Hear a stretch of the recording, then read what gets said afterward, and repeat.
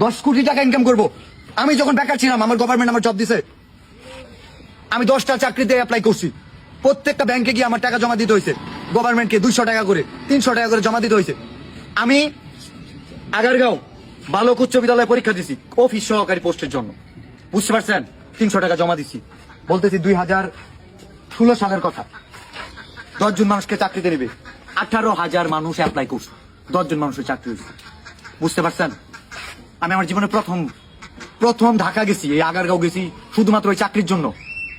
200 টাকা দিছি, বাপ মায় পড়াশোনা করছে, সার্টিফিকেট দিছি, কিন্তু গভর্নমেন্ট কি আমাকে দিতে পারছে চাকরি?